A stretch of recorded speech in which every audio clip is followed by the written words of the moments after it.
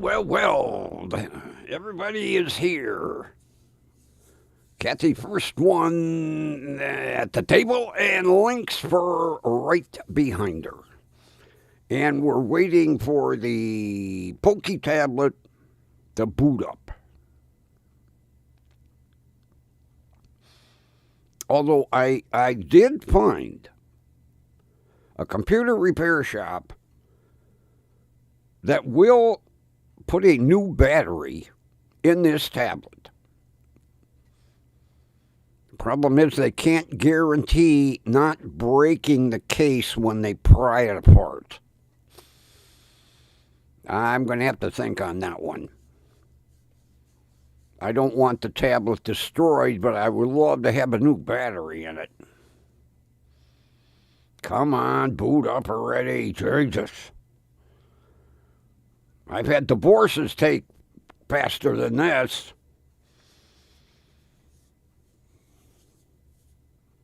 Oh, good sign. Come on. Come on. You can do it. There you go. You did it. You did it. Well, almost. Come on. Come on. Come on.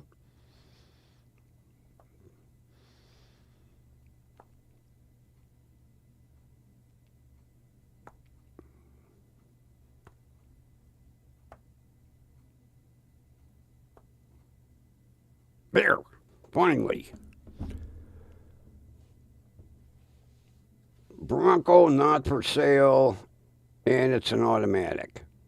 Well, you know, if it would have been for sale and the price is right, I would have sacrificed it being an automatic. But I kind of figured, because all these old Broncos, even though they're sitting, God, there was one I saw last year sitting out the middle of a goddamn cow pasture. And I pulled in, and the farmer would not sell that son of a bitch. All he kept telling me was, I bought it new, I'm keeping it. I said, it's out in the middle of a cow pasture. Yeah, that's where I'm keeping it.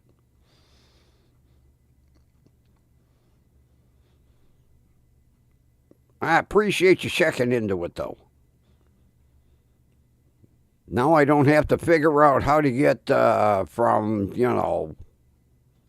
Memphis down to pick it up and bus routes.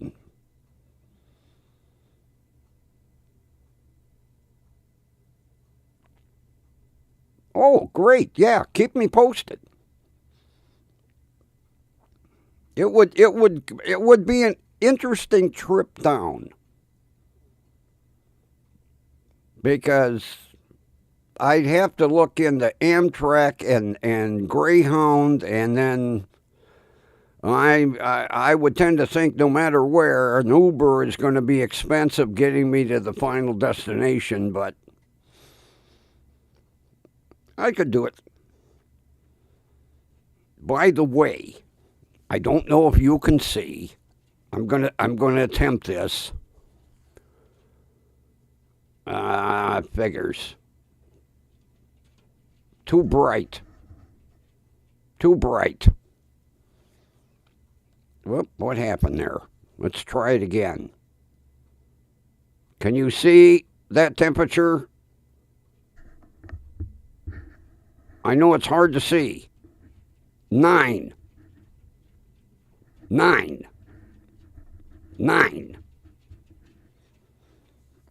It's Antarctica outside.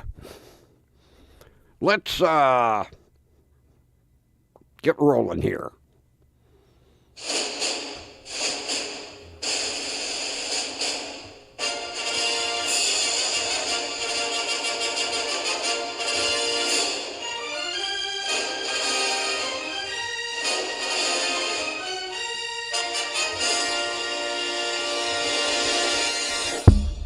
Broadcasting live from beautiful,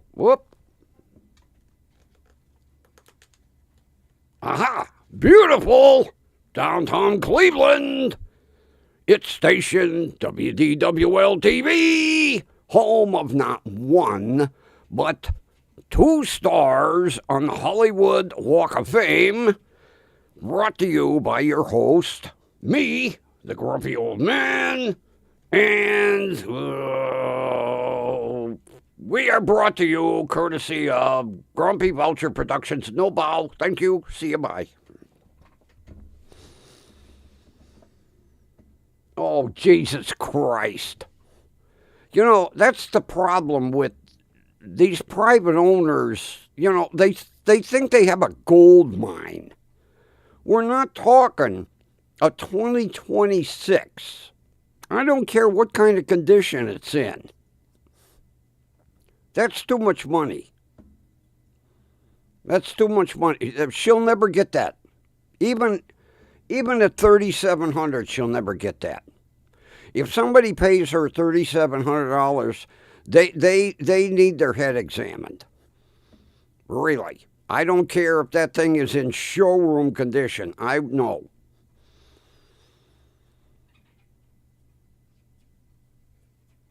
No. Everybody thinks, oh man, I got a gold mine here. It's like when my buddy used to go down through the retirement communities in Florida. And, there'd be an old car that's been sitting there for 10 years, 4 flat tires, and, oh, I want $10,000 for that,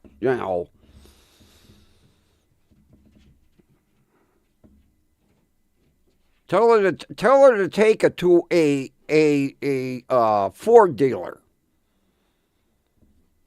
Tell her to take it to a Ford dealer and get an appraisal on it. And if a Ford dealer comes back with $3,700, I'll shit myself. No way. God, that means my Passat is worth $4,000.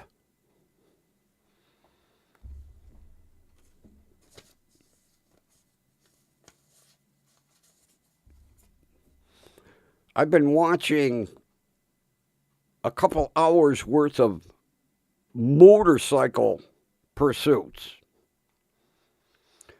These motorcyclists think just because they're on 2 wheels,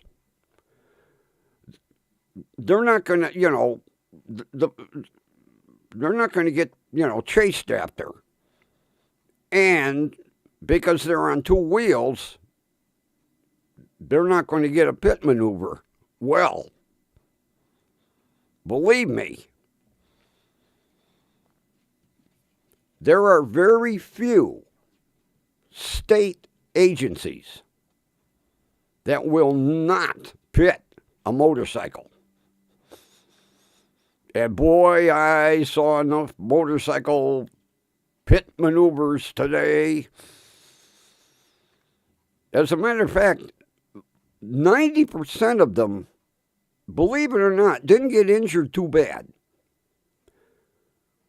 There was one, he didn't get a pit maneuver. The officer attempted to squeeze him off the side of the road, and he accelerated looking back.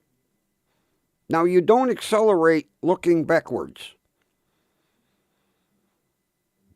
because while he was looking backwards, he went through an intersection and T-boned an SUV. Over the top, on his face.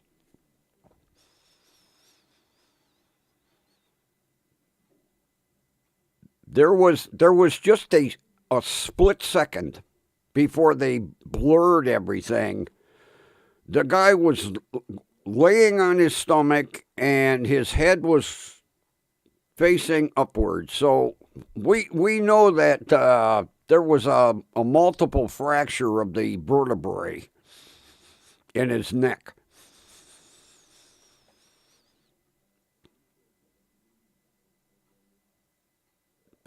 It's amazing, these idiots And then, there were a couple of them that were like playing with the troopers.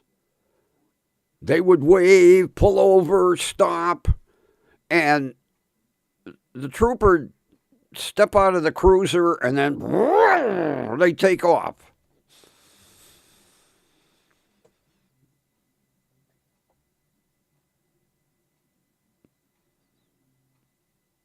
The second last one I watched was hilarious because this guy on a sport bike was racing through this Florida town, and he was being chased by two cruisers. Eventually it was four. Well, he managed to outrun all the cruisers by a real substantial distance.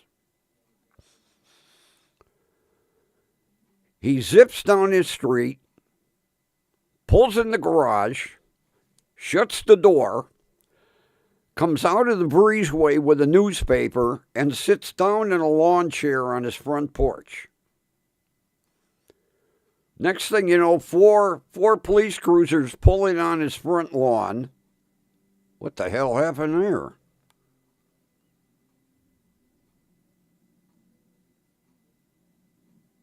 The camera just readjusted itself, scared the shit out of me. I was like, what happened here? They bum rush this guy, knock him out of his lawn chair, and when they get him handcuffed, he's like, what the hell are you guys doing? I'm sitting here reading the newspaper. And the one police officer says, oh, yeah, right. You were fleeing and eluding, clock doing 137 miles an hour through the city. And the guy's like, nope, not me. Nope, not me. And the one officer said, look straight up, sir. And when he looked straight up, there was a helicopter hovering overhead, and he said, you might have got away from us. You don't get away from the eye in the sky. And then there was one, these stupid-ass people that camp in the left lane. Now, you read any driver's license test booklet, all 50 states, the left lane on a freeway or highway is for passing only. These people that get out there and camp in the left lane, there was one. Now, this trooper is chasing this motorcycle. And the GPS unit, I love when they show the speed in the corner. The trooper's doing 138 miles an hour. Now, most people will look in one of their three mirrors and see blue flashing lights and move over. This trooper's coming up on this vehicle over 130 miles an hour.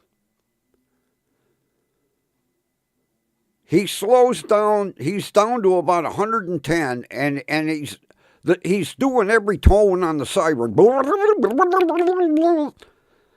Finally, the person in the left lane looks in their mirror. What do they do? Step on the brakes. A split second before the collision, you heard the trooper go, oh, fuck. And then the camera come off the window and was swinging between the airbags.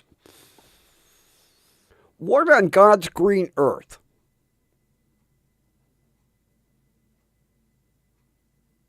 would even the thought come into your head to step on your brakes when you're doing 70 miles an hour and a state trooper's coming up behind you.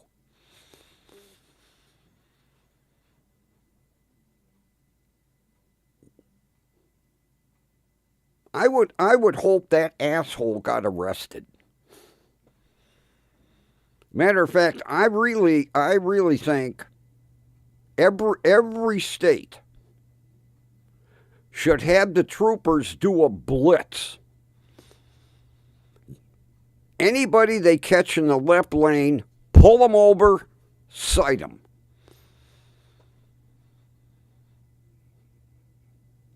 The only time I go out in the left lane on the freeway is to pass some idiot in front of me. I don't just, out like a first Sunday drive, and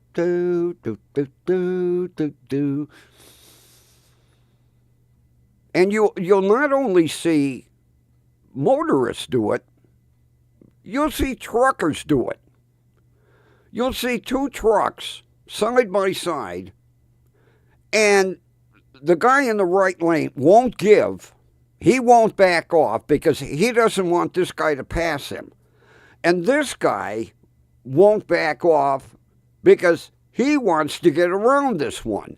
And they'll be side by side going for miles on the goddamn freeway. At that point in time, both of them should be pulled over and have their CDLs suspended.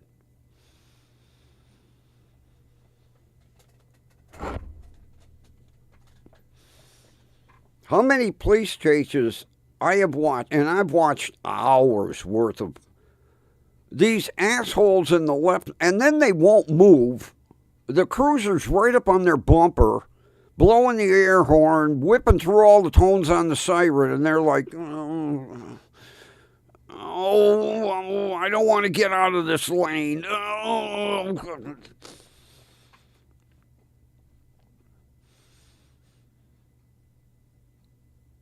And then, during rush hour traffic, I love it in Cleveland because every now and then they'll do this shit. In rush hour traffic, you'll get the assholes that'll come down the berm because traffic is backed up bumper to bumper, and they're going to get, if I drive for another mile here, I can maybe squeeze in, somebody will let me in. Every now and then, the state troopers will park on the berm. And anybody that comes down the berm gets waved over. And I've seen troopers walk a line of cars that are backed up on the berm because they're trying to sneak past all the traffic and just take driver's license, registrations, insurance. Tell them, just sit tight, we'll be with you. Sit tight, we'll be with you. Sit tight, we'll be with you. And they'll have like 10 cars lined up. I love when they do that. Yeah, they'll put an unmarked cruiser, like broke down. And of course, people come up to it and they're like, oh shit. Then they try to, squeeze in, and the car will have two troopers in it, and they'll just start walking down the line. License, registration, please. License, registration. And then they go back and they write 30 tickets and pass them out. Here you go, here you go, here you go, here you go.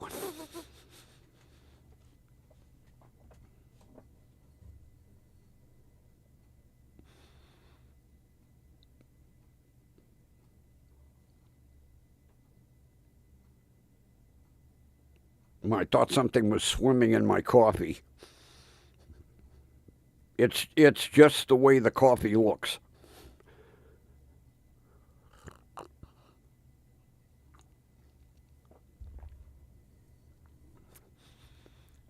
The last video I watched,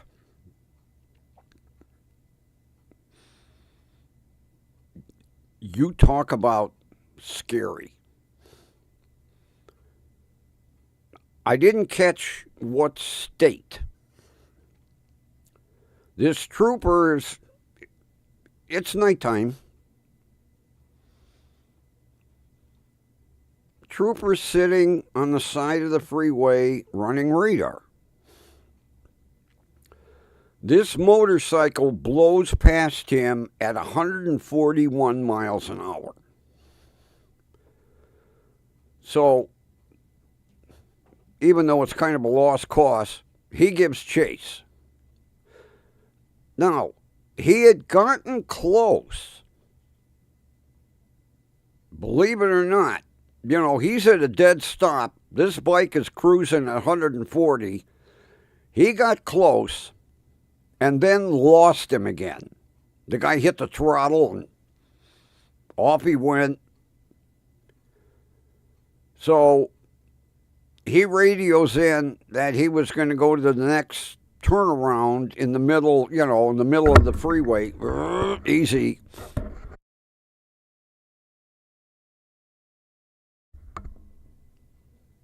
Did I hit I hit the mute button. Grumpy, come on, wake up.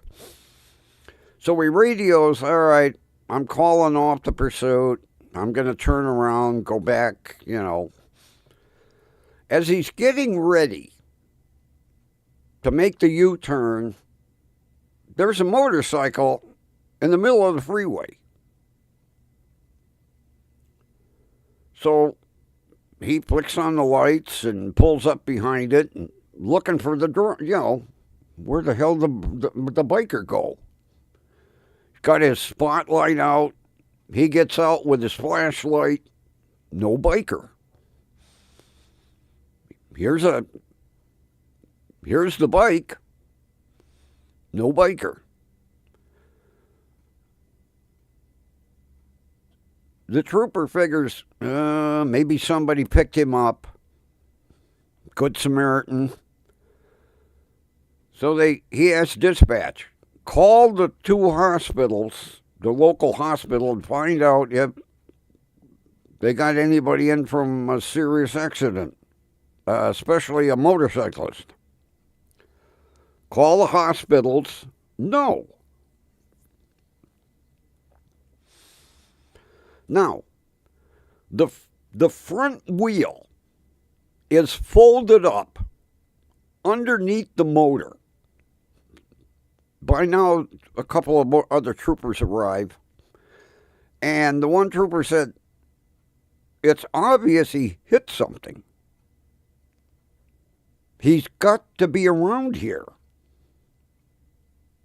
So they shut down a couple of the lanes, and they're looking up the hill, in the brush and everything.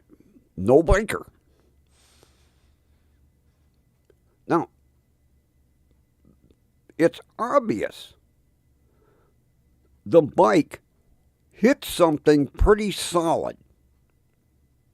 Because, like I say, the front wheel is folded up underneath the motor. And this is a big sport bike. No biker. Can't find him. Hospitals don't have any injured people. So they tow the bike. An hour later, they get a call from the state troopers in the next state.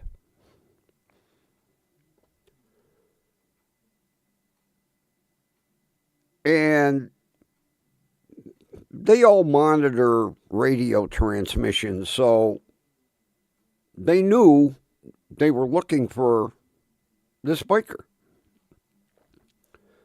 Well, they advised the troopers to come to the truck stop right over the state line. So they pull into the truck stop, and there's a state trooper from that state parked in front of this semi. They're talking to the driver. So the state troopers that were chasing this biker arrive, and the trucker walks them back to the back of his trailer. Well, you see the ICC bar is bent, and then they look up, and hanging out of the trailer door is the biker, and his helmet is caught inside the trailer door because his head went through it.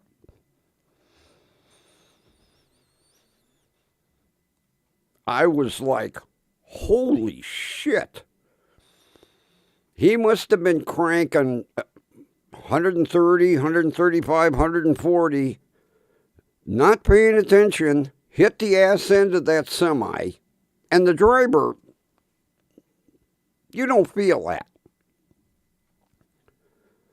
And he got ejected off his bike, and his head went through the trailer door. Of course, he was done for at that point.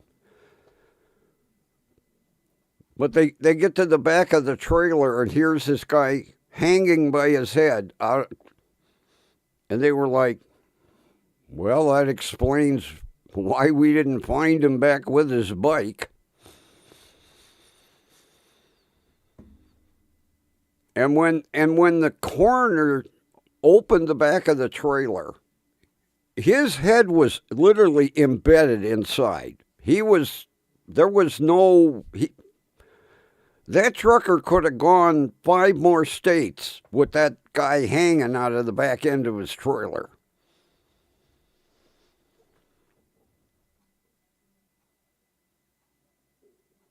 Holy shit.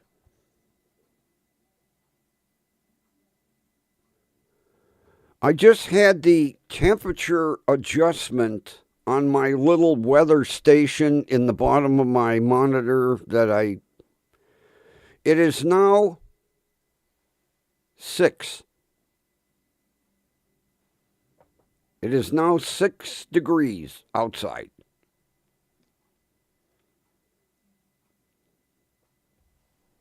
Six.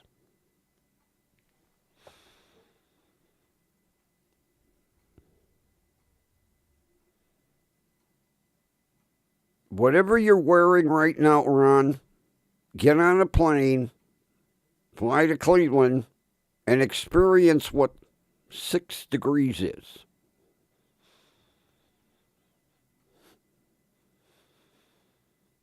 Ron's probably in shorts and a Hawaiian shirt, sandals. Just come as you are. Experience the wonderfulness of Cleveland. 6.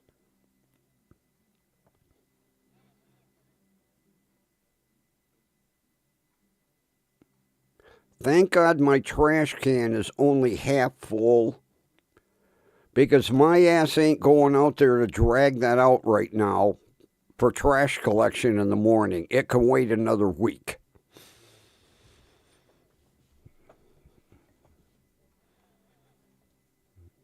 6 degrees.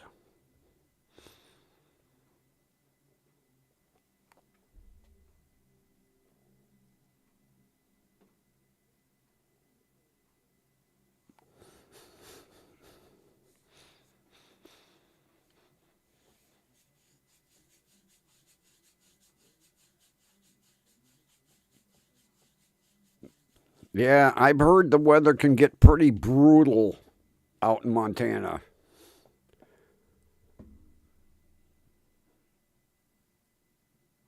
Yeah, I've been told that if you're out like in the middle of nowhere,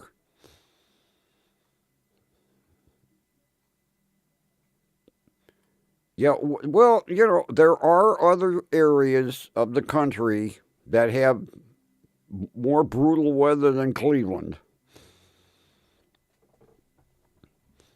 I still don't know how my buddy's son can enjoy working up in Fairbanks, Alaska. He sent a picture at Christmas time. He's in the parking lot of a strip mall, and his cruiser, he's got a big Ford Expedition, is parked underneath a bank.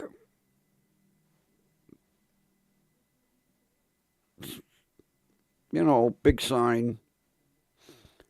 And at the bottom of underneath the name of the bank,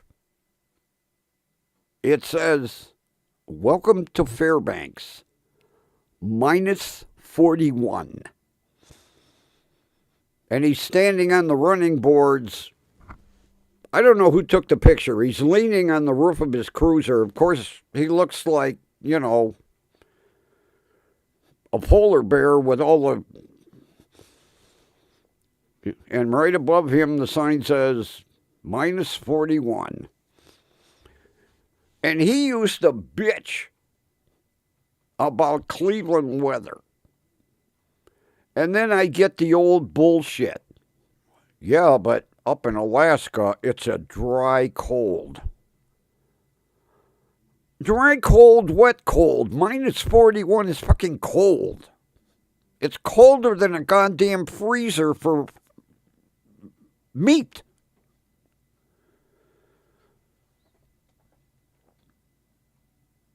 A couple years ago, he sent one minus 61.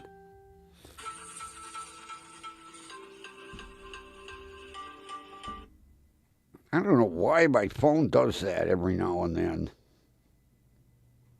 I have shut off every notification on this phone, and every now and then it goes bonkers.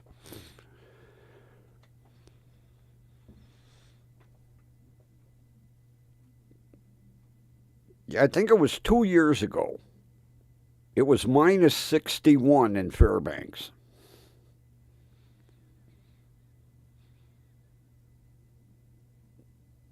And before he got stationed at Fairbanks,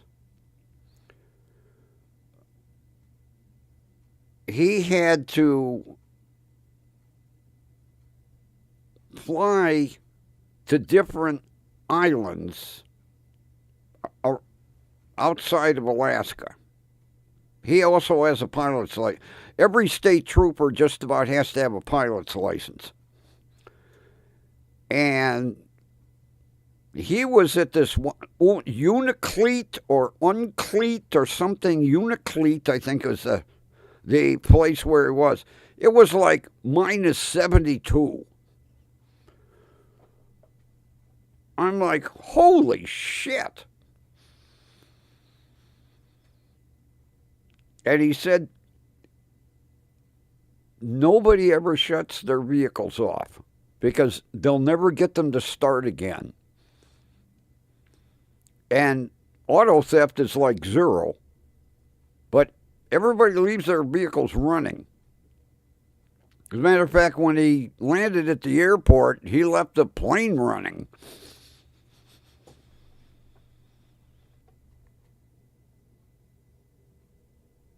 Uniclete. I knew it was something like that.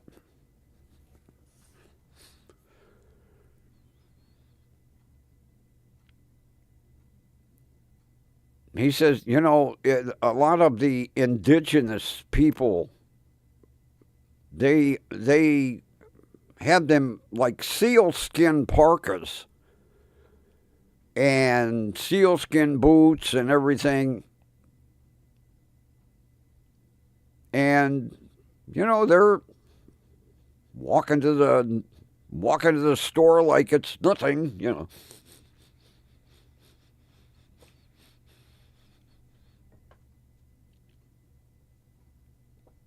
He said on the outer banks of Alaska, a lot of those islands and that, and areas that can only be reached by plane. Most of their arrests are for alcohol consumption because the indigenous people can't hold their alcohol. And they'll sneak it in, the black market. And then they'll have to fly up because there was a domestic with a drunk,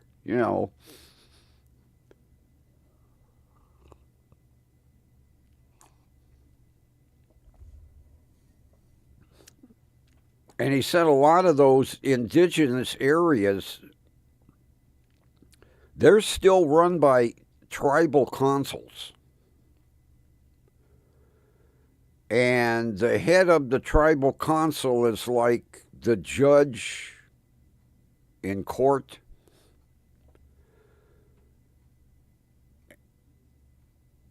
And he says, if you get arrested like for your third time for alcohol consumption, they literally banish you from the community.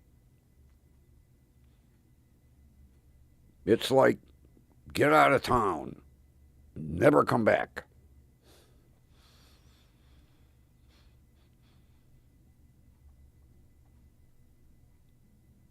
And then if the tribal council makes an arrest, they call the state troopers who have to fly in, pick the guy up, fly him out to a real jail because they don't have jails. Yeah, if they banish you from the community, most of the time they call the trooper, pick him up, take him somewhere, drop him off. He's not welcome here anymore.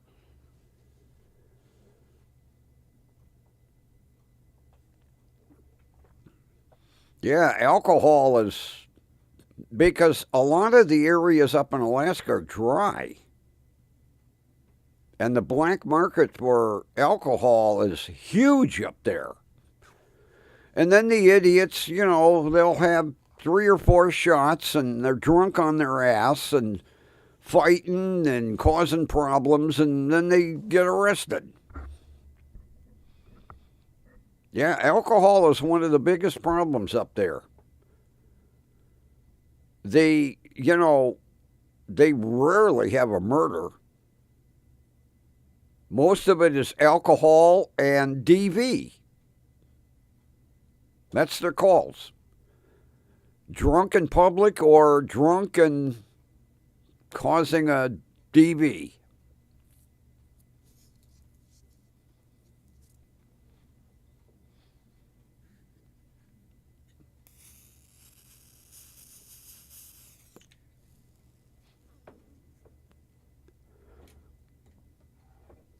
And sometimes it's a riot. I've watched some of the policing up in Alaska.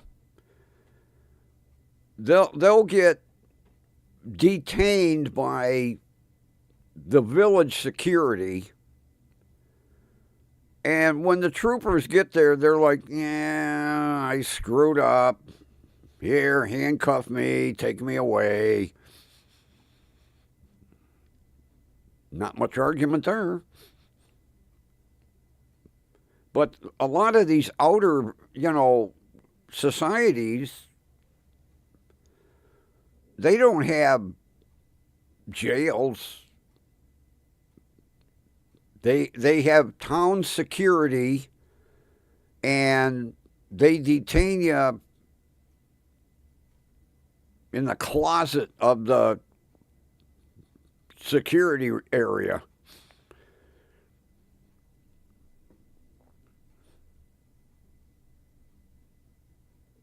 But a lot of those outer areas are still ruled by tribal councils. And a lot of them speak their tribal language and English.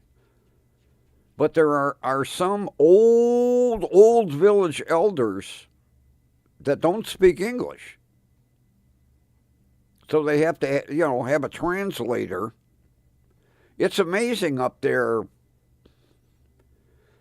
I wouldn't want to be up there, minus 41, wearing my sealskin parka. But you see the kids playing out. They have their little miniature sealskin parkas, their little miniature sealskin boots, and they're outside playing like a normal kid, except it's minus 40.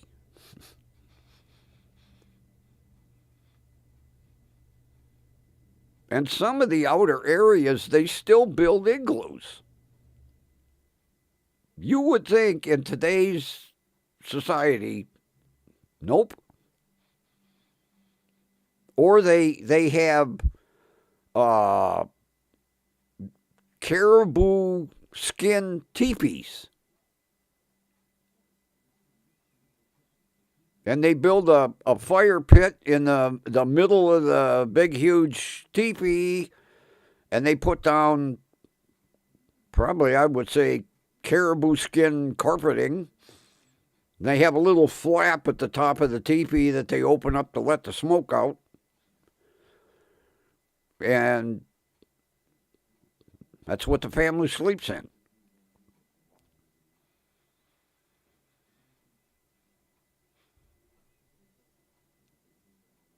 They don't call them teepees. I can't remember what they called them. But it's basically a teepee. And it's made out of either sealskin. I think they make their clothing out of sealskin, although I know they do have caribou skin parkas. But the teepees are caribou skin because I guess they insulate a little better. I don't know. And they set these things up, and there's caribou skin carpeting on the floor and a fire pit in the middle. And they have a flap that they open up. Amazing. In this day, in 2026, that people still live that way. And they still herd caribou, and caribou pull their sleds.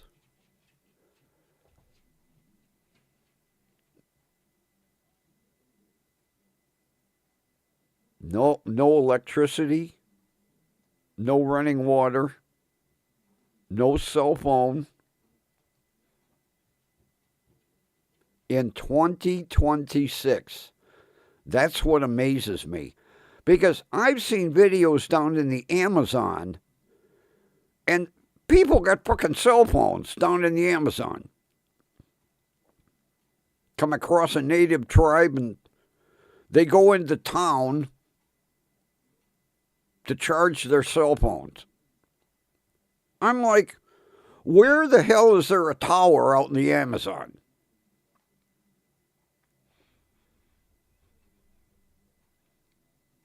But up in Alaska, they had considered putting up solar-powered cell phone towers on some of the mountains. And a lot of even though it would have advanced cell phone usage and areas where you can't get a signal, a lot of the people fought it. They were like, no, you're not sticking one of them up on top of that mountain. No, no, no, no.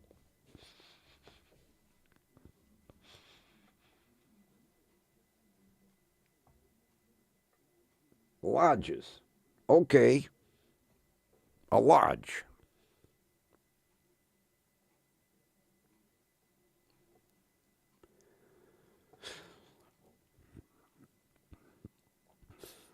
Yep, Ron's going in the kitchen to cook filet of iguana with mashed kumquats.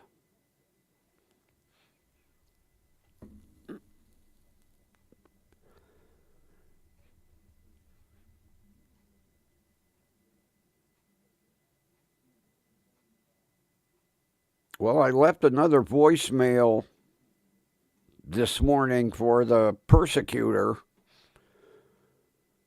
telling her I ain't going to be there tomorrow. Don't look for me. And I didn't receive a call back.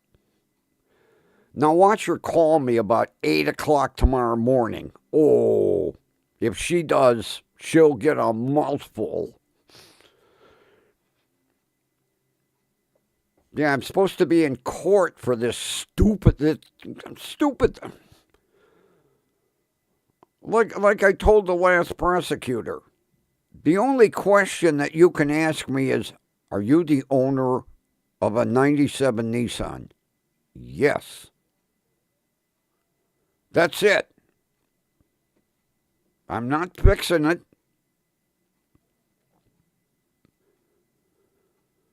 Why keep on my ass over this stupid, goddamn, worthless waste of time? I'd like to say to the prosecutor, don't you have any like murders or bank robberies or assaults that are taking precedent over this drunk? Why they're wasting their time? Because I heard for the last hearing, he didn't show again. So big deal. They issue a warrant for his arrest.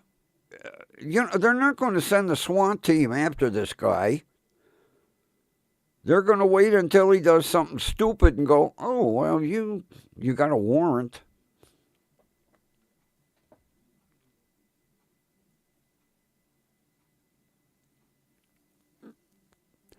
And he knows it, because I'm sure he's been through this more than once.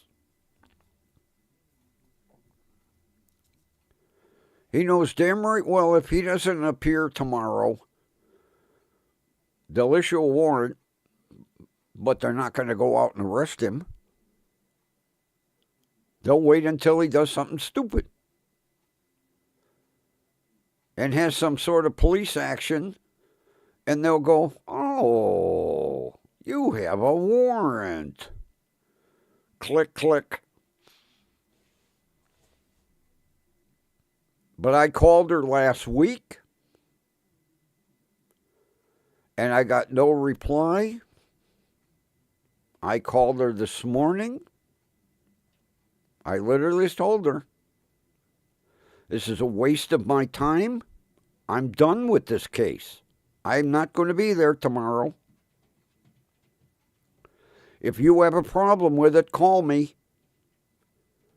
And I left my number twice, because in the beginning of the voicemail, it tells you after you list the case number and the defendant, then your name and phone number. And then at the end of the voicemail, I gave her my name again and my phone number. And I literally said, I'm not going to be there. Plain and simple.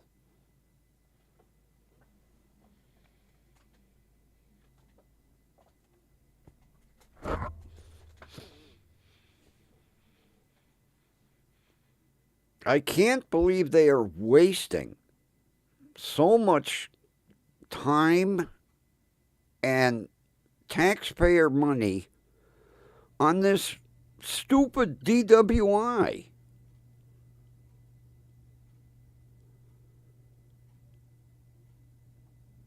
And like the first hearing that I was on Zoom, I let that referee know, this is a waste of my time.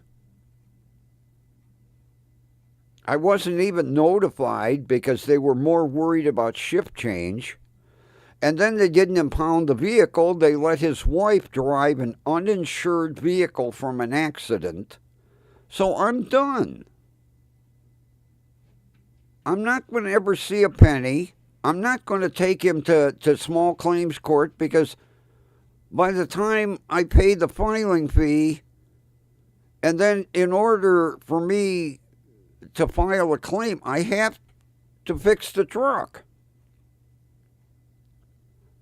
I am not going to spend $507 on parts for that truck, where I would have to literally pay pull apart to take it off my hands.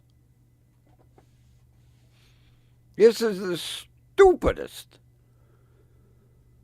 thing, you know. Isn't there severe crime in this city that you should be prosecuting?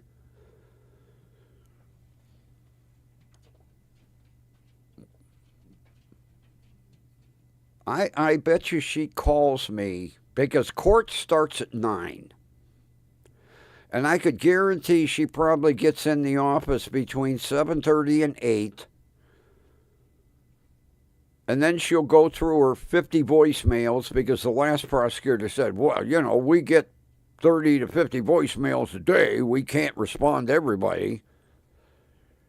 Well, you had one from me last week.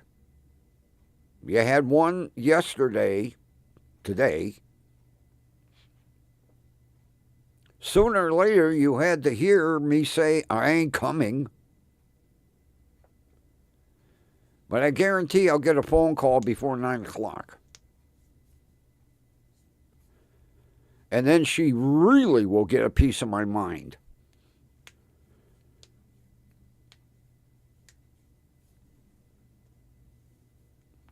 Because I think this case, I think she's probably a new hire to the prosecutor's office.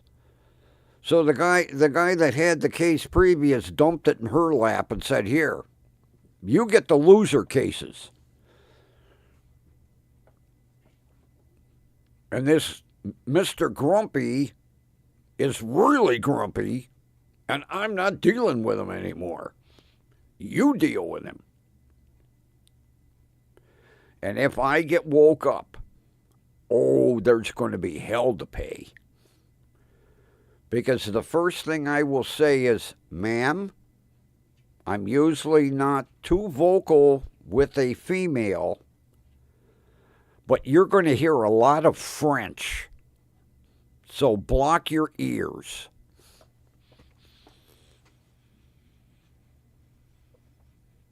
She'll hear cuss words out of me she probably hasn't heard since childhood.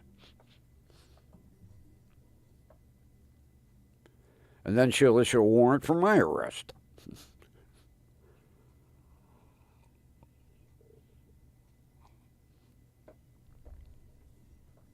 That's the only thing I fear.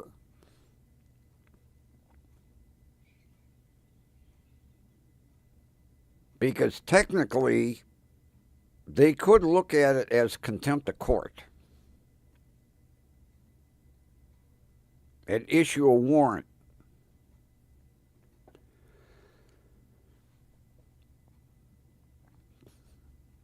And if they get that petty, oh, they're going to really hear it.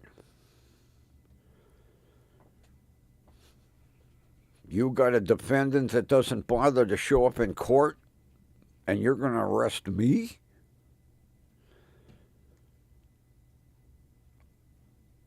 I don't think so.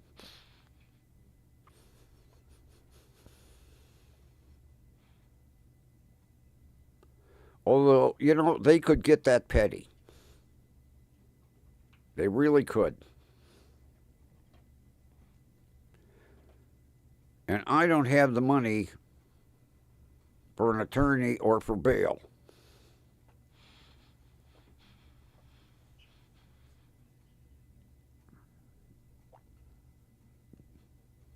But it wouldn't. It would. I wouldn't put it past them.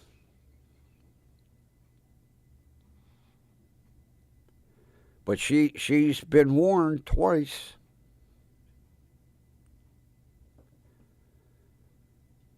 And the first thing I'd say is, I gave 2 voicemails. You didn't listen to either one? And if you did, you didn't bother to respond to me because I'm not that important? But you want me in court tomorrow at 9:30? I don't think so.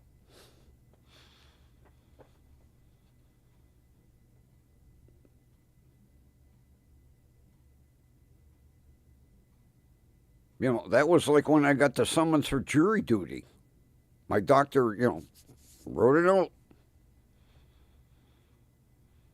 But see, I'm not 75 yet. At 75, you're automatically excused from any.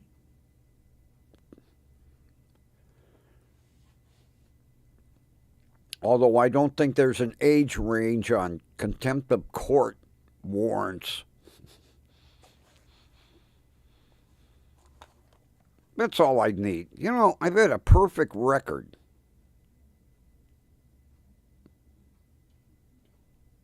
That's all I need. Get goddamn arrested over this bullshit.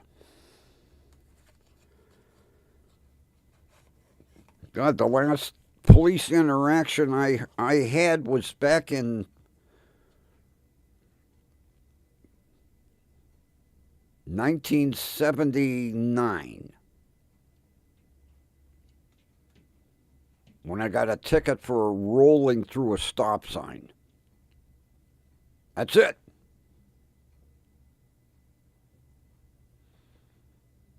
Christ, I got stopped by a state trooper for speeding and got let go.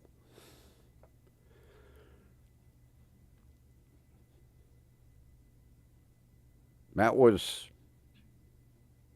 1999.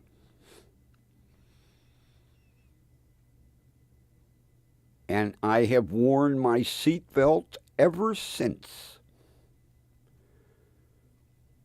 When that little pixie of a state trooper said, "I'll make a deal with you. First of all, turn off your radar detector."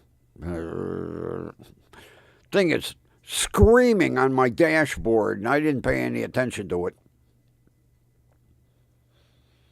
She said, "I noticed you two gentlemen aren't wearing seatbelts." I'm like, "Oh, shit, I'm going to get a speeding ticket and a seatbelt ticket."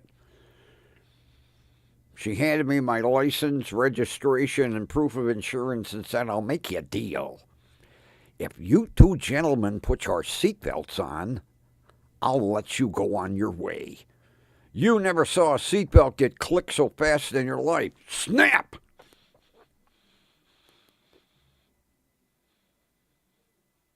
And I don't leave put it this way. I get in the car, I fasten my seatbelt, then I start the car. And it's been like that since 1999. There's times I've gone around the block to road test either the shit box or the Passat. I feel, I'm like, what the hell's missing here? If I don't have my seatbelt on, something's wrong. Let's see, I got my pants. Seatbelt, and click.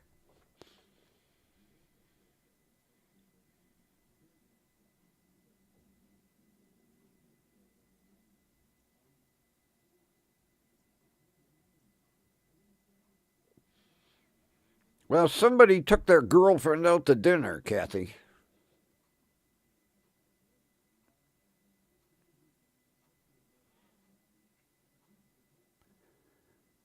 Either that or somebody needed lottery money.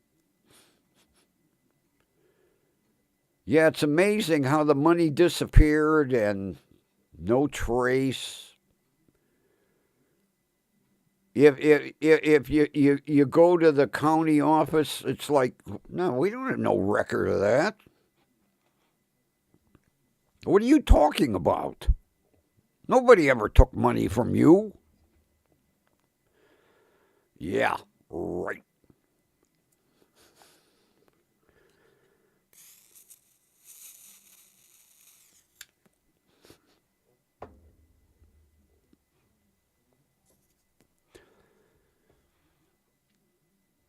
Yeah, we used to have a mayor's court here. Well, you'd recognize the city, Lindale, Kathy. They had the world's biggest speed trap on I-71. They had like an eighth of a mile And man, they used to clock the speeders left and right. Matter of fact, it's the only place in Ohio that is known for citing a railroad engineer,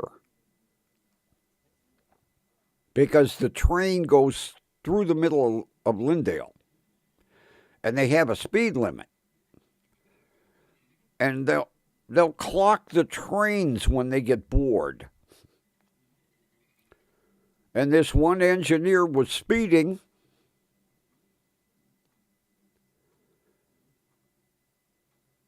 and they chased him to Eastlake before they finally pulled the train over and cited the engineer for speeding. It was in the papers. It was on the news. Lindale chases train engineer to Eastlake to cite him for speeding.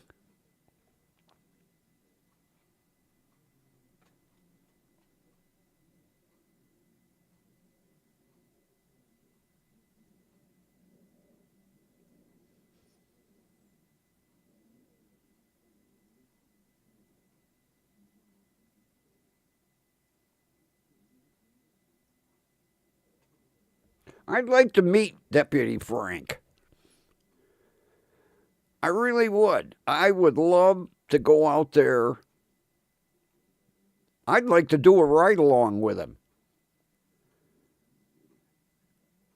I'll tell you what, he's cool, but you don't screw with him.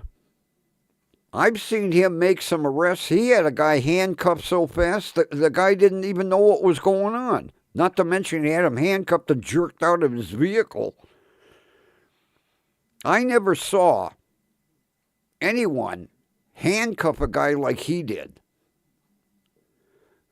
The guy was still in the truck, and by the time he got him out of his truck, he was handcuffed.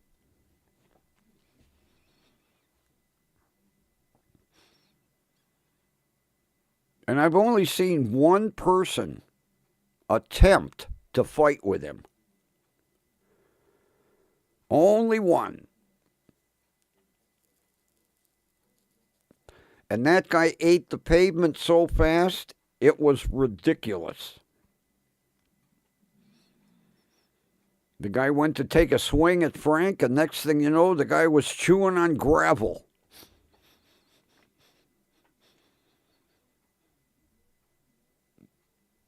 He is a cool dude. I watch his website quite a bit. As a matter of fact, every time there's a new video, I watch it.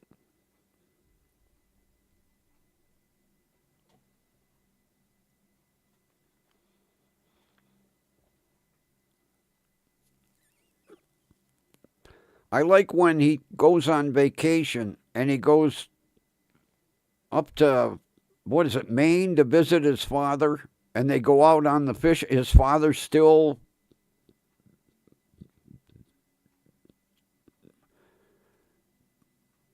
traps lobsters and clams and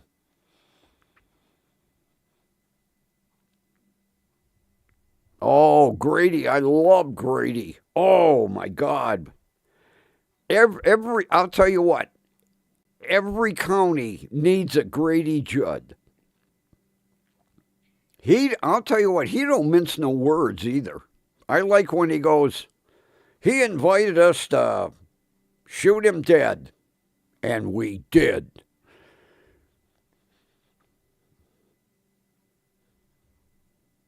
I'll tell you, he stands up for his deputies. You don't take a shot at any of his deputies. Yeah, I like one. This guy was a Moorish senior sovereign citizen, and he attempted to pull a gun. And Grady said, "We shot him dead. Dead. That's deader than dead. We made him look like a brick of Swiss cheese.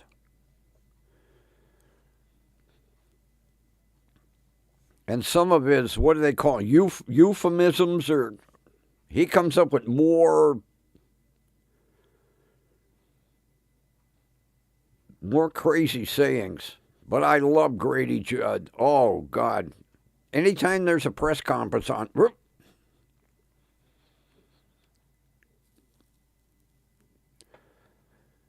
and I'll tell you what, he has got one fantastic department down there. Man, some of the drug busts that they've done and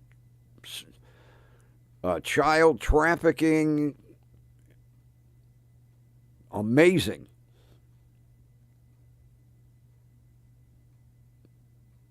He is cool, though. I can see why nobody runs against him when he's up for election. And I really think he'll stick around until he's so goddamn old he can't lift a gun. I don't really see Grady retiring. He enjoys the work too much.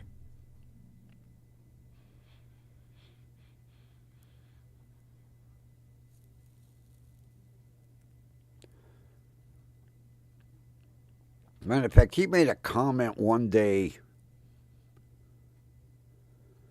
something about when you're over 60, you don't want to take a chance in public of passing gas because it might not be gas. All the reporters are like, what? What's that got to do with this crime? Just saying.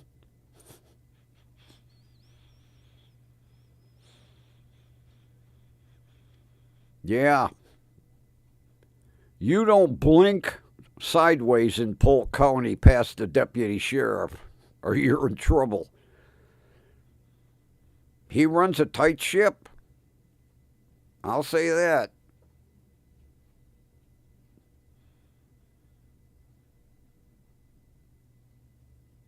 But some of the crazy sayings he comes up with. But I like when he goes, we shot him deader than dead. He invited us to shoot him dead, and we did.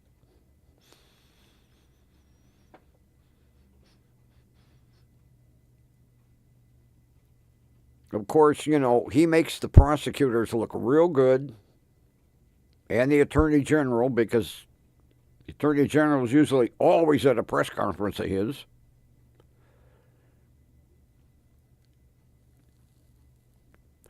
I can guarantee he's got the best cars, the best equipment. His men get the best training. When he goes to the state for funds, I doubt if they go, Grady, we got to think about it. They're like, you want how much? Okay, here's the check.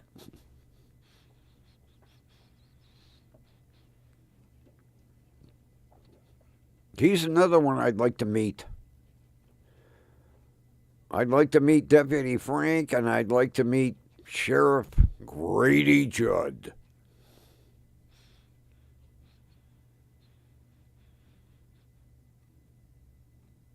His press conferences make my day. Some of the goofy shit that he says. And he's been saying that stuff for so long, people don't even question it. Like when he said, when you're over 60, you don't want to fart in public because it might not be a fart. If you know what I mean. And all the reporters are like, what's that got to do with this arrest? Just saying.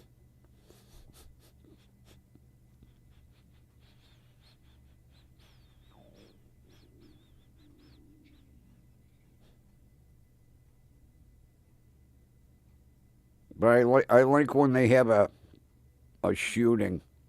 We shot him dead. And for those of you out there that don't know what I mean, that's deader than dead. We made him look like a block of Swiss cheese. Okay.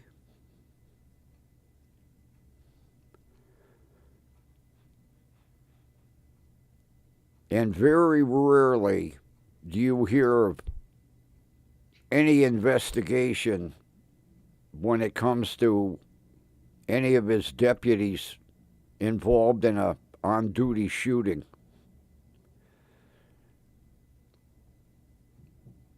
Because I think he gives the pep talk, shoot first, ask questions later. You have my permission.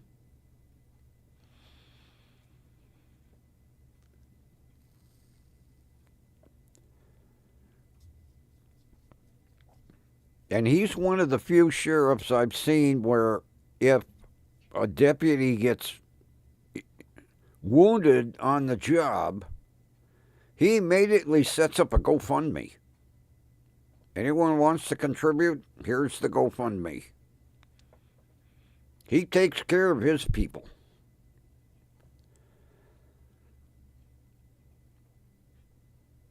Yeah.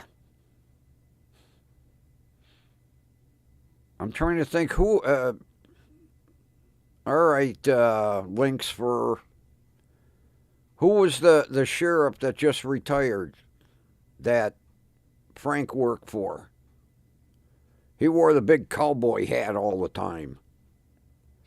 Never wore a uniform, blue jeans, his vest with all of his armament, and a big cowboy hat. Because he actually did a ride along with Frank once. He could barely get in the front seat of that car.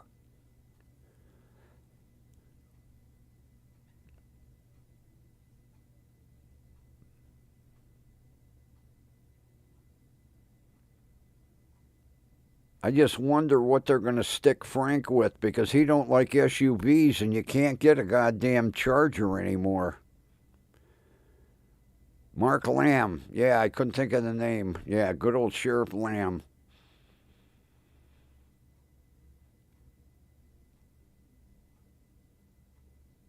I would tend to think they probably have a couple of Chargers or Challengers. They take them in the shop and new suspensions, new tires, remanufactured engine and transmission. Here you go, Frank.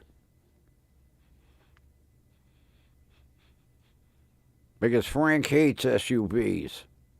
He said you can't be inconspicuous in a stinking SUV.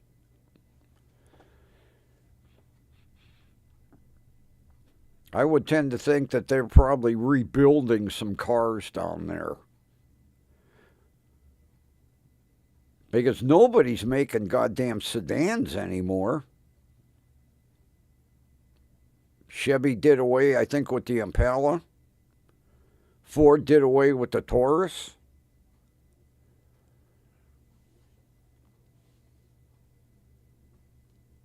Yeah, he was the guy right underneath Lamb. He was like chief deputy or something like that.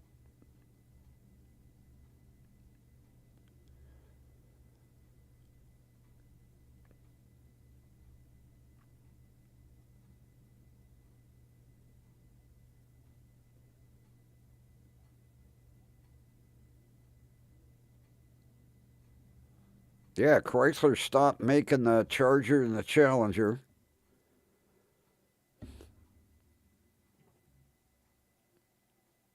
Ford dropped the Taurus. GM dropped the Impala. You really don't have sedans anymore for policing. Everything is SUVs.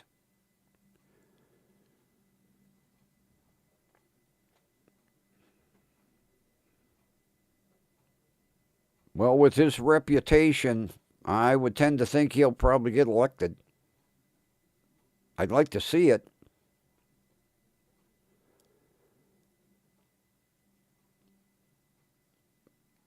You know, he's got a hell of a reputation. Not to mention, he was the one that put Frank on the map. Frank's known worldwide. That department's known worldwide, thanks to the internet. And then that person started the website, Find Frank. If somebody finds Frank, they post it on Facebook. We found Frank.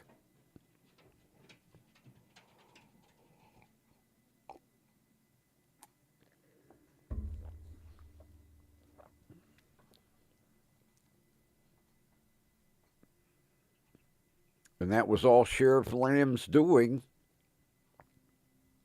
Matter of fact, it started out as a public service thing. I can't remember if it was seatbelts or cell phones. And Frank just had that je ne sais quoi for the camera,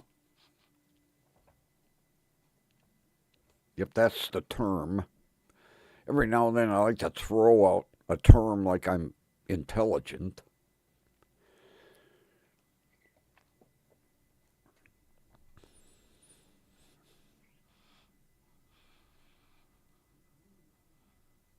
Well, I finished my address sign today. I took it down and I painted it. I fixed the numbers to it. So as soon as the temperature warms up a bit, I'm going to put my new address sign up and then put my big banner on the front door that says, "Don't deliver here." Although Sunday, there was an Amazon truck parked up by Mark's. And I had had an Amazon delivery that morning that ended up on my front porch. So I asked the driver, is there some rule about delivering to a side door? And he said, oh, yes, company policy. We only deliver to the front porch, no matter what the delivery instructions say. Then why bother to have delivery instructions if you're going to deliver where somebody don't want their package delivered? But he said that's policy. Only to front porch.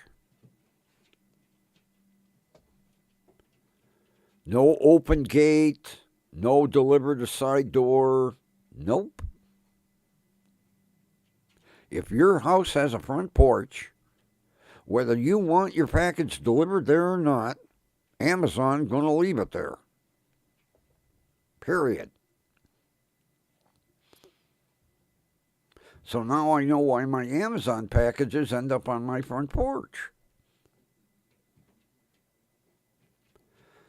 So it'll be interesting when I have my new address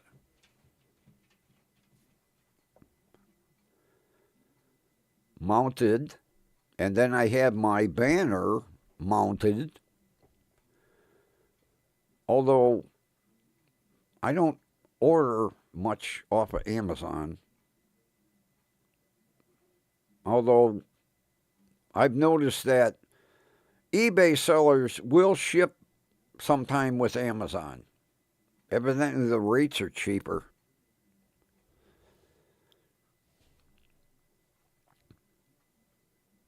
I have another package coming either the end of this week or the beginning of next week via Coffe. Let's see if they deliver the package on the front porch again. But I'm not going out in 6-degree temperatures and hanging a banner on my front door. As much as I'd like to get it out there.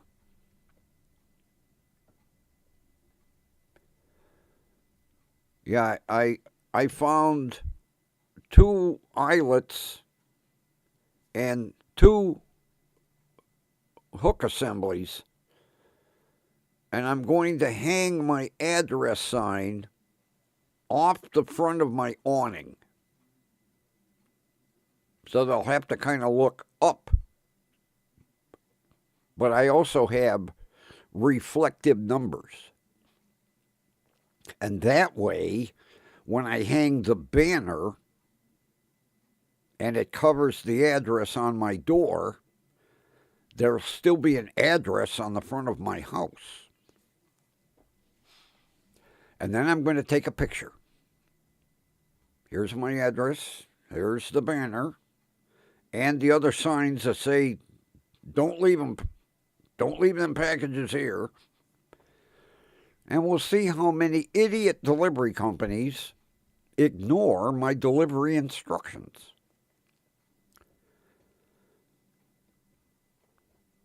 You know, it's amazing. Homeless Depot, side door.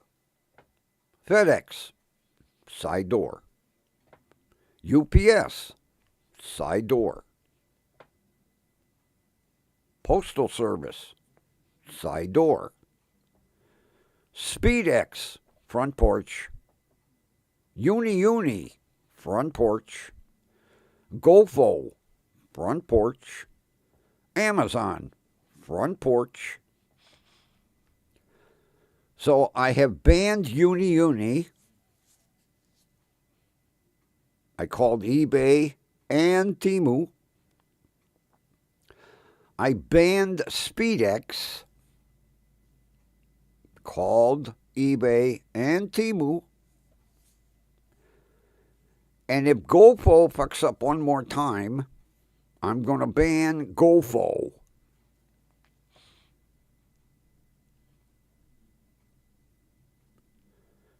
Because it's ridiculous. You know, they can see the front porch isn't clean. The walkway up to the front porch isn't clean. There are pathways up to my side door because I'll go out there with the car, drive my neighbors crazy, back and forth, back and forth, back and forth, clear, and then I get out with the rock salt, and they will insist on trudging through the snow and whipping that package up on the front porch.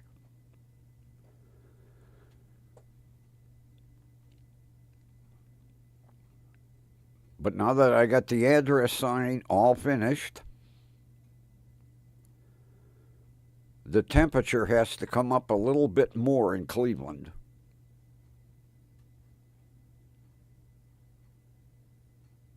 And then I will hang the banner, affix the address, go back on the sidewalk, picture,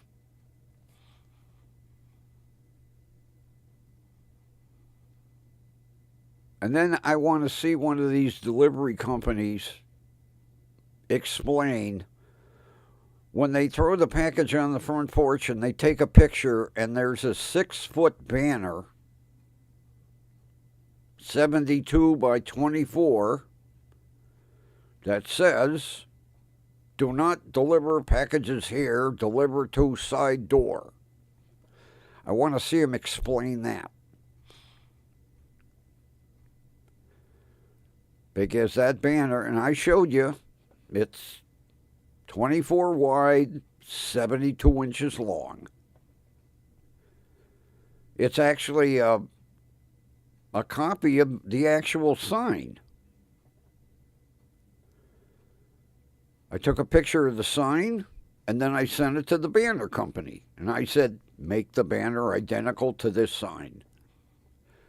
And I could see them getting that order going, Jesus, what the hell are we making here? The guy needs a banner of his sign? Well, he paid for it. Print it.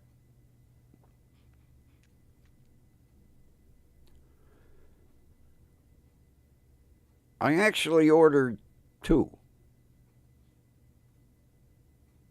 from 2 different banner companies. And the one I can't use because it don't have no grommets in the corner. The first one came through grommets in all four corners. The second one comes through nothing. I can't duct tape it to the house. Duct tape won't hold.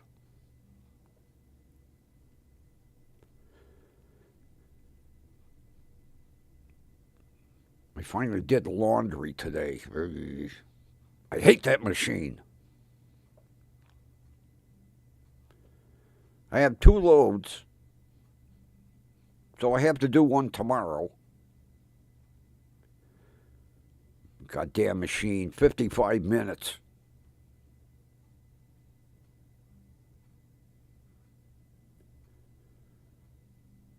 Can't stand that machine.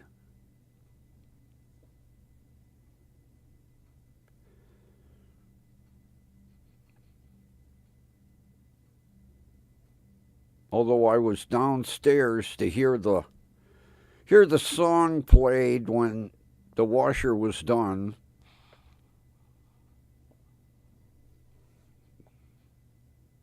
Sounds like goddamn Looney Tunes.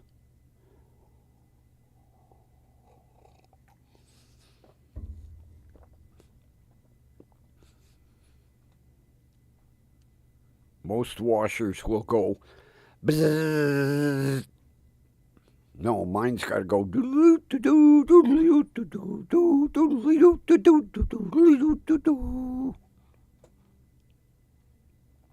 The hell?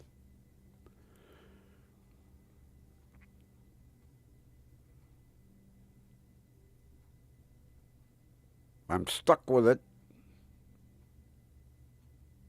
Marianne's like, how come you keep bitching about that machine? I said, because I hate that machine. Plain and simple. I said, you hate yours. Yeah, but I got used to mine. Well, I'm not used to mine.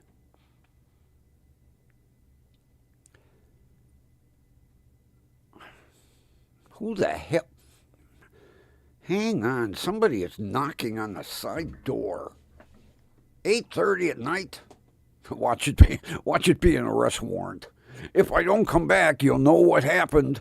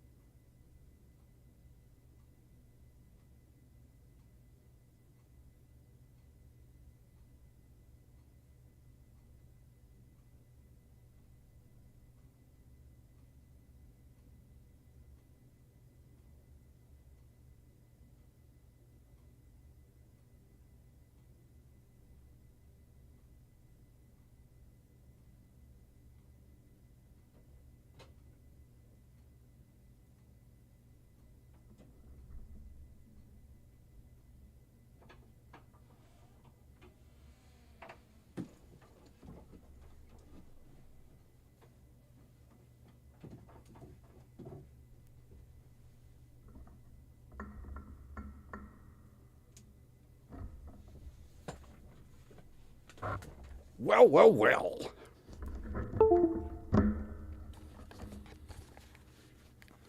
I looked out the side door. It looked like Nanook of the North standing out there. Marianne got bored. She brought me over 4 huge corn muffins. They're huge. with corn sticking out of them.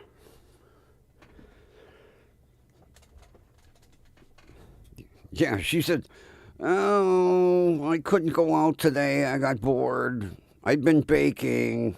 Here's some corn muffins." Oh, boy. I love corn muffins. And I could guarantee somewhere Marianne found ears of corn. Because that's the way she bakes. Everything's got to be somewhere along the line. She found some ears of corn that she could carve corn off of to make corn muffins. I look out the door, this big ass parka, can barely see two eyes, mittens. I got bored. You want some corn muffins? Whoa. I got them inside. I took off the aluminum foil. Like, holy shit, these things are the size of cantaloupes. Oh, I forgot to ask her. Damn it. I keep forgetting. Oh, hang on. Time to write a note. Time to write a note. Text Mary Ann about cat first thing in morning, if not arrested. Yeah, and you know, I was thinking about that cat today. I hope so. I can't, you know, it's just like if she didn't take it, it would just pain me to think of that poor thing out in 6-degree temperature. I'm afraid the damn cat's going to get pneumonia and end up in Catland.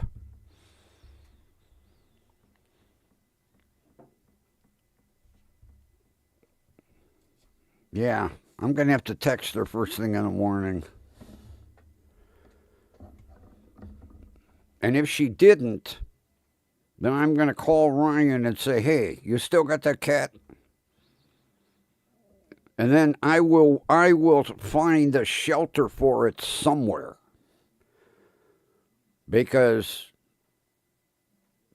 Tales of Cleveland is full up. They're not accepting any animals right now.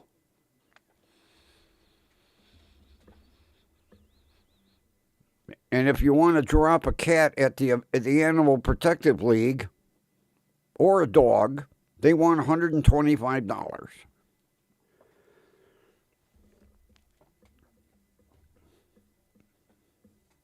And I would never take an animal to the Animal Protective League because they only keep them for like a week and then they get the needle.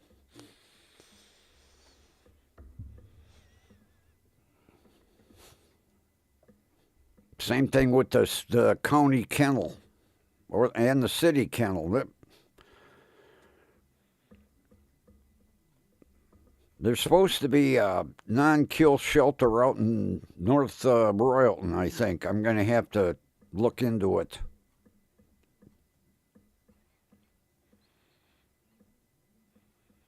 The only problem is they'll say, "Well, why are you getting rid of this 8-month-old?"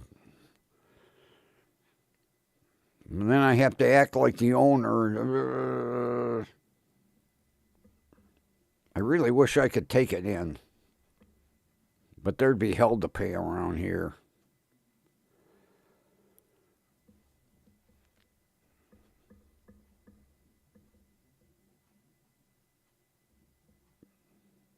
I hope she took him. That's why I sent her the picture. She was like, "Oh, what a cute little kitten." And I know she's a sucker for stuff like that.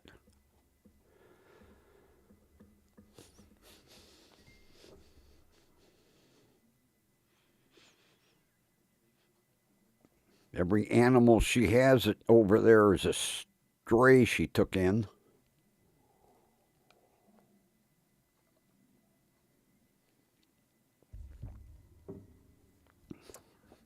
That was like when she was living in Georgia. She wondered why this guy was having a problem selling the house and all the farmland that he had. Well, he had an old horse. And part of the stipulation was you had to take the horse. And you could not dispose of it. And when Marianne heard, horse, really? The guy was like, hang on.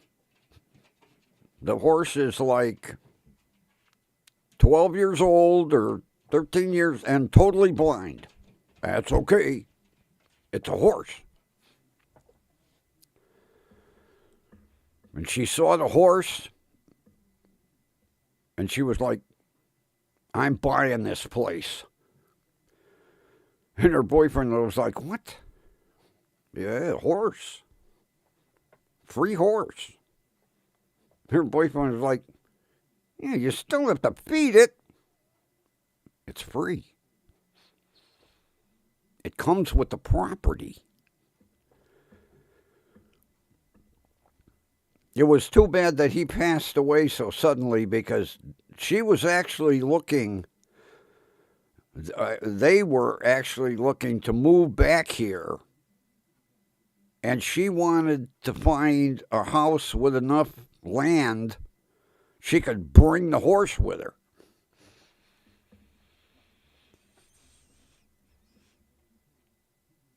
And they had found a few places.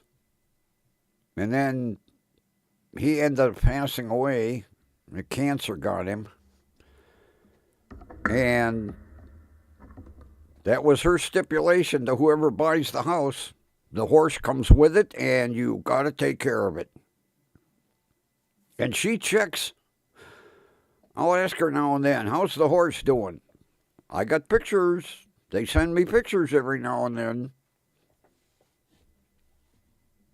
Yeah, the horse was totally blind. But she said that horse knew every square inch of that pasture. And when she'd open the gate to let him out of his horse house in the morning, he'd take off running. And then, he'd stop like 6 feet from the fence.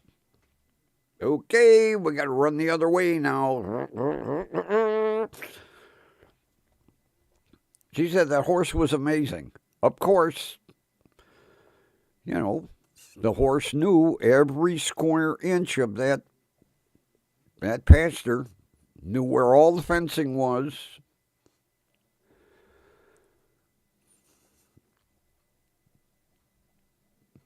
Yeah, I asked her, when did I ask her? Before Christmas.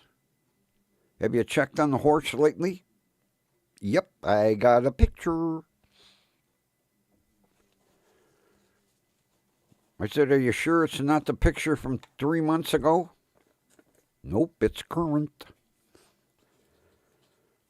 Like somebody going to pull a fast one,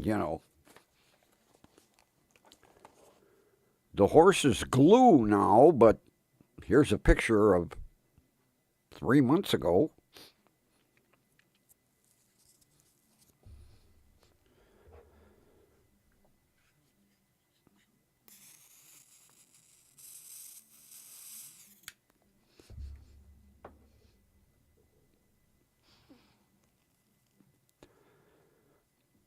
I cringe at the thought when I hear people at one time ate horse.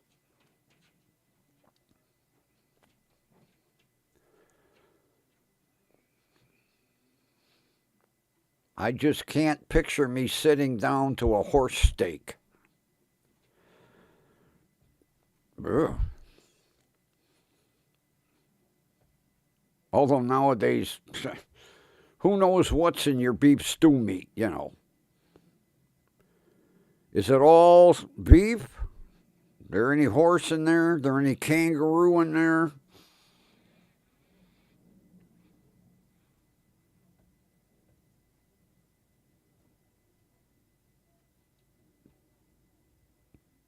You kind of question it when it says 100% meat. Yeah, well, I know it's meat. What kind of meat? Well, a couple of cubes of beef in there, a couple of cubes of horse, a couple of cubes of kangaroo. What? Yeah, whatever, we just cut it up, throw it in a pot, stir it up, take a handful, put it in a tray, saran wrap, price tag, here you go.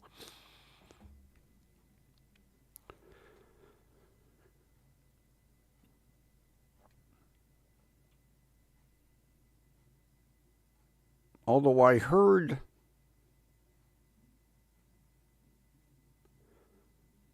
I don't know if it's Canada.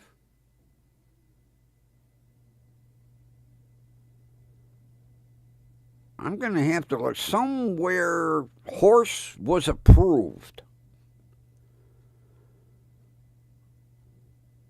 I don't know if it was. I want to say Canada. Because I can't see them approving horse in the United States.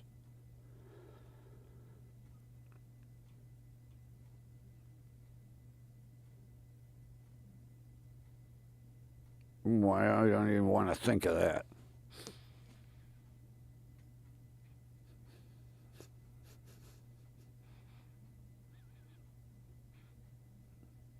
I read a different article today about the little aardvarklet. It had some cute pictures. The little baby aardvarklet, little pinky. Boy, he had some nails on him already for a little. Oh man, they must have been 2 inches long. I was like, holy crap, look at the toenails on that animal. But the little pink nose. I would like to see him stick out his tongue. That zoo must have let every photographer on Earth take pictures of that little aardvarklet. Because, boy, they got some adorable pictures.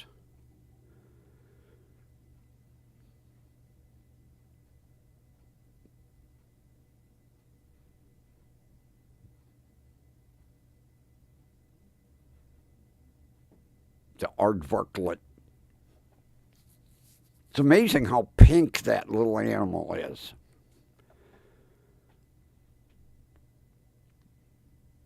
They still, according to the article I read today, they still haven't named it yet.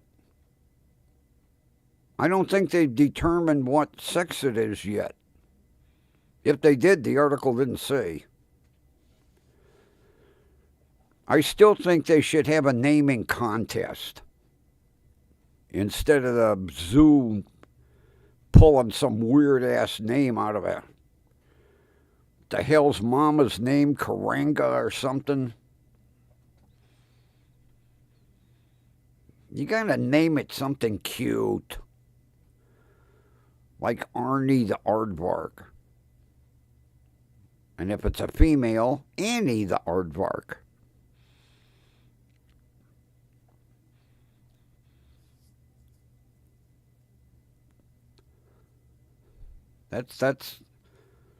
That's where they should have a contest. Not name it some aardvarklet name. What the hell? Karanga.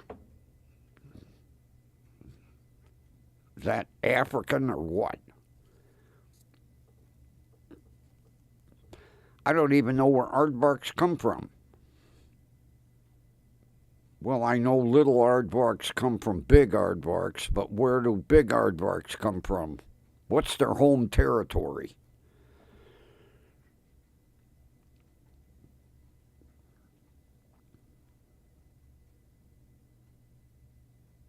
Although one animal I really like is an armadillo. I like how they roll up. Anytime a predator comes near, they just roll into a ball. Armored ball.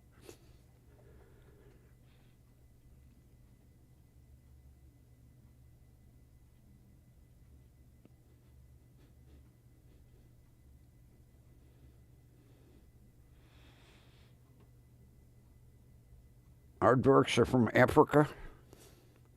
All right, then Karanga must be an African name. We have an American aardvark here, born in the good old USA. Let's give it a USA name. Arnie the aardvark, Annie the aardvark, something cute.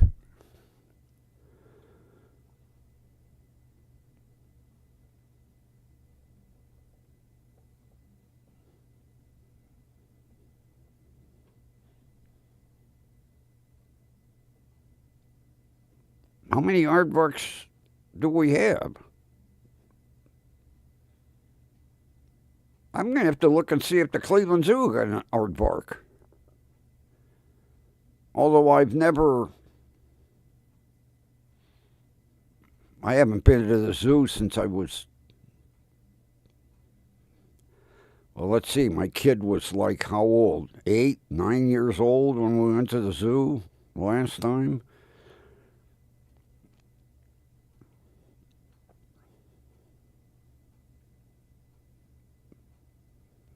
Are you talking about armadillos, Kenty?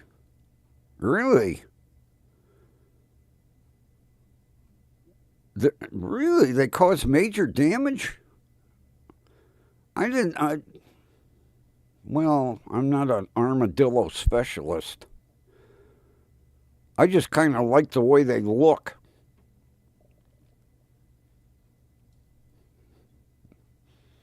I get the impression it was like God was sitting there and went, well, I got a little bit of this and a little bit of this and some of that. There. Oh, what an ugly animal. Yeah, but it was made of leftovers.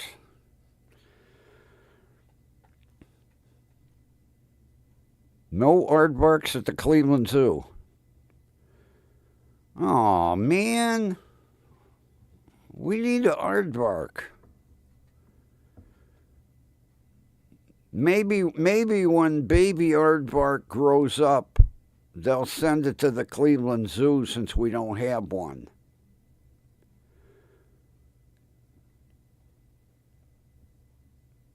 God, we got elephants and giraffes and gorillas and monkeys and lions and tigers and bears. Oh my. No aardvarks. I think I'm going to write the head of the zoo and ask, why don't we have an aardvark? God, they got enough room, Christ. I know they bought up more property and expanded the zoo. Keeps getting bigger and bigger and bigger.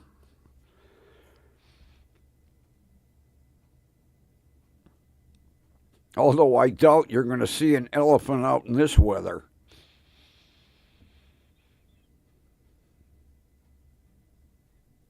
That's like down in Columbus.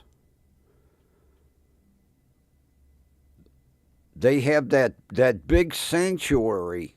What people don't realize is that was the old strip mine where, oh God, I can't remember the name of that steam shovel. At one time, it was the world's biggest mining shovel.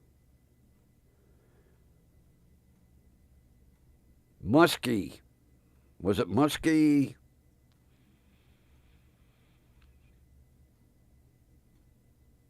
And when that strip mine was done being stripped, and then they cut up Big Muskie for scrap, the Columbus Zoo bought that strip mine. And that's that animal sanctuary we have down in southern Ohio. It's the old strip mine. People don't know that.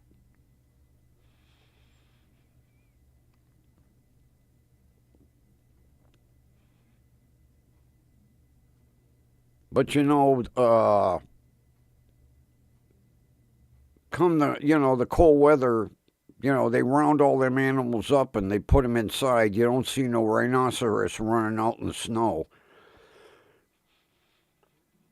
But that is the old, people don't know. Columbus Zoo spent a gazillion dollars building that sanctuary in the old strip mine. But it was a shame that Big Muskie, or what that name kind of sticks in my head, that they didn't preserve that thing and get it to build a museum around it. It was a shame that thing got cut up to scrap, because at one time it was the biggest shovel, because it took like 4 men to operate that thing. Because I remember reading the history on that when it, I can't remember where it was built. Germany, France, wherever. And, it got shipped here in a gazillion pieces. And they assembled it. And it didn't come with operating instructions. They had to kind of wing it. They's like, okay, we got the motor started. What lever do we pull? Try this one. Nope. Nah, not that one.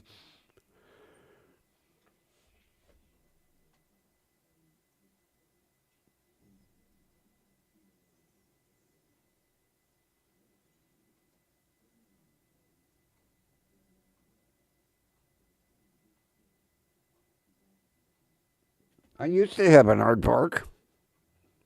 Well, it was a porcelain.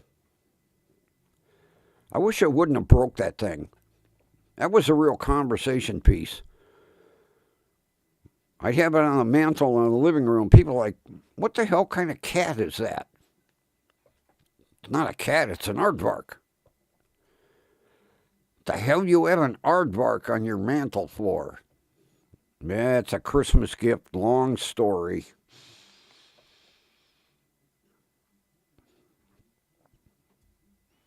One of my father's drunken shopping nights. Walked by and saw it somewhere. Well, I'll buy this for my son. He'll really love it. Yeah. That was the Christmas I was looking forward to, a Lionel train. I got an aardvark instead. We don't want to talk about Christmases past. Not one of my favorite subjects.